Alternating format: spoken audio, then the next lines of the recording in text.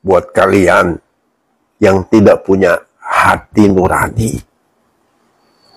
ya, dengerin nih apa kata Prabowo. Hanya orang yang tidak punya akal, hanya orang yang tidak punya hati, yang tidak bisa mengakui prestasi yang sudah dilakukan oleh Presiden Joko Widodo. Sudah Pak Mahfud, stop, tutup mulutmu. Sudah, jangan menuduh-nuduh. Ya, itu Prabowo itu sangat menghormati Bapak Jokowi. Ya, tutup mulutmu.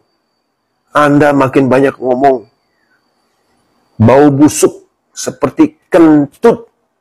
Sudah, stop. Dengerin nih Prabowo ngomong apa. Apa aja dituduh, ya kan?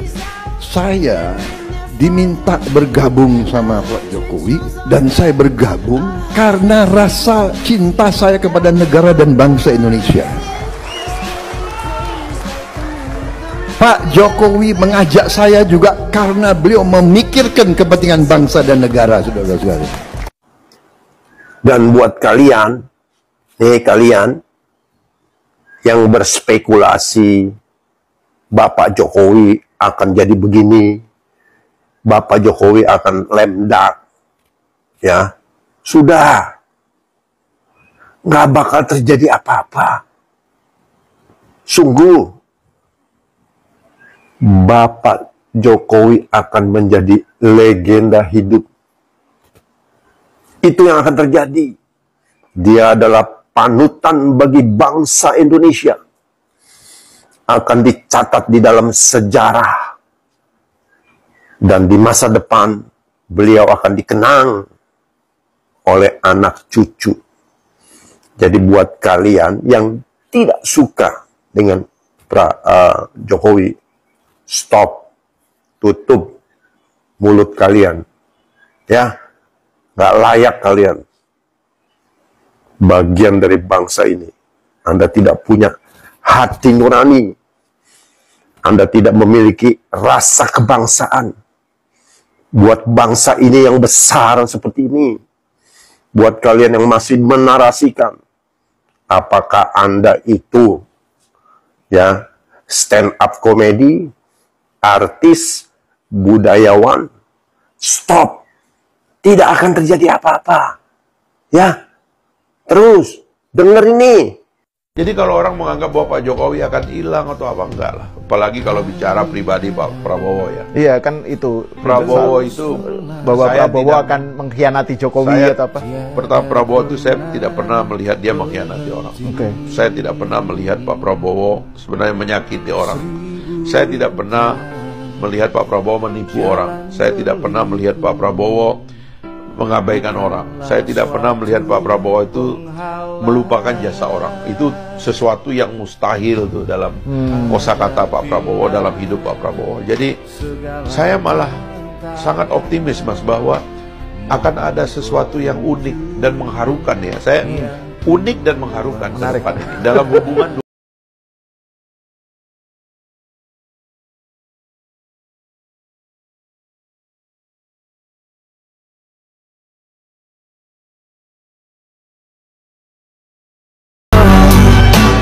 Saya juga ingin memohon maaf pada Bapak Ibu semuanya jika dalam 10 tahun ini ada hal-hal yang dirasa kurang berkenan dalam berinteraksi dan ada hal yang kurang maksimal.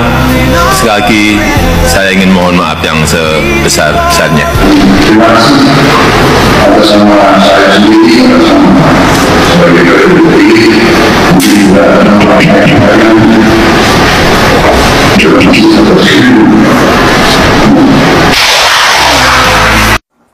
jadi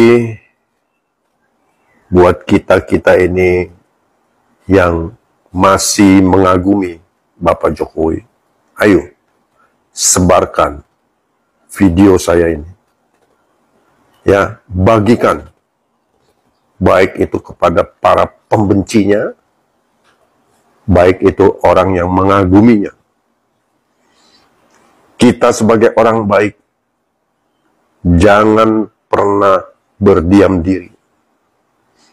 Anda tahu, berpuluh tahun yang lalu, banyak orang yang tidak benar, yang dengan topeng agama, ya, mengatakan segala macam menista presiden kita. Ayo, orang baik berdiam diri, maka orang jahat yang akan bersuara. Saya akan terus membela Bapak Jokowi, Prabowo, dan sampai menuju 2045. Ayo, kita satukan hati. Dukung. Serah terima jabatan Bapak Jokowi kepada Bapak Prabowo. Kita akan lihat momen yang sangat penting dan mengharukan. Saya sangat percaya Bapak Jokowi sudah menunaikan 10 tahun masa baktinya sebagai Presiden Republik Indonesia. Kita berikan hormat setinggi-tingginya buat Bapak Jokowi, sang legenda hidup bangsa ini. Kita berikan dia tempat yang terhormat. Ya, sudah bosen dengerin orang-orang yang tiba-tiba kemarin jadi menteri, ya, jadi Menko Polkam, ya, kemudian berbalik arah, bermanuver, berpolitik praktis. Sudah, mereka tidak akan jadi apa-apa. Mereka akan dilupakan. Ya, kita berikan hormat sebesar-besarnya kepada Bapak Jokowi. Kita dukung pemerintahan Bapak Prabowo Gibran Rakabuming Raka. Kita sangat yakin dan percaya Indonesia akan semakin jaya. Anda tahu, kalau orang yang masih menarasikan negatif, mereka itu adalah antek-antek asing yang mungkin saja dapat bayaran dari orang-orang di luar yang tidak ingin bangsa ini bersatu dan maju menjadi bangsa yang besar. Ayo kita dukung. Jangan berdiam diri. Oke? God bless you, all the best. Wow, luar biasa sekali guys ya apa yang disampaikan oleh Pak Tendi Irianto ini, yang mengatakan bahwa Pak Jokowi akan menjadi legenda hidup bagi bangsa Indonesia. Namanya akan selalu dicatat, diceritakan turun-temurun kepada anak cucu, dan senantiasa nama Insinyur Haji Joko Widodo selalu terpatri di dalam hati. Ya. Nah guys, sebentar lagi Pak Jokowi akan meninggalkan kita semua ya. Meninggalkan bukan dalam arti yang itu guys ya, bukan. Tetapi meninggalkan yang saya maksud di sini adalah jabatannya ya, jabatannya sebagai presiden, dan beliau akan menjadi bukan lagi presiden, menjadi rakyat biasa ya. Tentu ada banyak kelebihan dan juga ada banyak kekurangan ya. Kelebihan kekurangan itu senantiasa mengiringi siapapun yang jadi presiden. Tidak ada yang sempurna guys ya. Pasti ada lebihnya, ada kurangnya ya. Itu sudah menjadi hakikat dalam kehidupan kita sebagai umat manusia ya. Namun di sisa-sisa masa jabatan Pak Jokowi ini ya, meskipun saya adalah pendukung Ganjar Mahfud, saya tidak ingin menodai hati saya dengan kebencian-kebencian ya. Saya sudah move on, saya sudah bangkit dan sudah bisa menerima bahwa presiden yang terpilih nanti adalah Pak Prabowo dan Mas Gibran, dan tidak ada alasan bagi saya untuk membenci jikalau orang yang saya dukung itu kalah ya. Kalau kalah ya sudah kalah ya, dan kita siap menyambut pemimpin yang baru. Tinggal nanti setelah 2029 baru kita memikirkan siapa nanti akan menggantikan Pak Prabowo. Tapi untuk saat ini kita berikan dukungan yang penuh kepada presiden ya. Yang penting kebijakannya adalah untuk menyejahterakan rakyat Indonesia ya. Dan untuk Pak Jokowi tentu guys ya, akan banyak orang yang sedih ketika nanti Pak Jokowi harus meletakkan jabatannya, dan kita akan selalu mengenang kisah-kisah selama Pak Jokowi menjabat sebagai Presiden Republik Indonesia ya. Luar biasa, ini presiden yang benar-benar dekat sekali dengan rakyat kecil, dekat sekali dengan mama-mama Indonesia ya, dengan mama-mama Papua, mama-mama dari Sabang sampai Merauke guys ya. Dan kita lihat Pak Jokowi ketika bersama dengan rakyat, dia selalu dekat sekali ya. Dan ini bisa saya katakan sebagai presiden yang merakyat. Nah guys, kita akan dengarkan ada video dari netizen yang memberikan kritikan kepada Pak Mahfud MD berikut ini. Pak Mahfud MD, saya adalah orang yang mengidolakan Pak Mahfud, orang yang mengagumi Pak Mahfud MD. Tapi kalau Pak Mahfud banyak bicara, Pak Mahfud banyak omong, apalagi Pak Mahfud nyinyir, mohon maaf, orang tidak suka nanti ke Pak Mahfud. Orang bahkan ilfil dan tidak respect lagi terhadap Pak Mahfud MD. Apalagi Pak Mahfud membicarakan jeleknya Pak Jokowi dan pemerintahannya misalnya. Itu Pak Mahfud hanya terkesan munafik dan mencari sensasi. Pencitraan saja di sini. Karena Pak Mahfud baru saja turun bagian dari Jokowi dan pemerintahannya kemarin. Jadi terkesan munafik gitu. Pak Mahfud juga mengomentari jet pribadi yang dipakai oleh Kaisang. Lebih baik Pak Mahfud berbicara bangsa Indonesia ke depan ini seperti apa. Berbicara Indonesia ini ke depan harus bagaimana. Siapa tahu pendapat dan pemikirannya Pak Mahfud ini diambil oleh bangsa Indonesia. Karena secara hukum lebih parah Pak Mahfud MD saat menjabat sebagai Ketua Mahkamah Konstitusi menggunakan jet pribadi dalam menjalankan tugasnya. Secara hukum itu yang patut dikatakan gratifikasi. Artinya apa? Pak Mahfud diam dan jangan nyinyir, itu lebih wibawa. Bahasa Maduranya, lah konang kelako, kenangnya ya kenangi. Itu Pak Mahfud. Dan ini adalah bentuk dukungan kritis saya terhadap Pak Mahfud karena saya mengidolakan Pak Mahfud. Saya mau menegaskan dan menonjolkan satu hal, yaitu tentang sifat-sifat si Profesor Linglung ini. Ya, Profesor Linglung yang berkacamata ini, ya kan, dia nuduh orang dan suruh orang itu diperiksa, yaitu Kaisang disuruh diperiksa KPK. Padahal dia sendiri, ini kita lihat ya di dalam beritanya, dia sendiri menerima gratifikasi berupa ikut juga di pesawat jet. Kalau dia bilang Kaisang tidak akan menerima itu kalau dia bukan anak presiden. Saya balik bertanya kepada Mahfud, emangnya lu kalau bukan ketua MK bisa dapat lo jet pribadi? Misalnya lu OB kerja di gedung MK, lu nyapu lantai, emangnya lu bisa dapat pesawat jet pribadi? Ya, otak pakai itu Mahfud ya. Aduh, lu makin lama makin tua, makin nyinyir. Ya, apa yang dia lakukan ini? Dia cuma mau agar podcast dia laku nih di sini. Ya, dia serang Kaisang, dia serang siapa ya.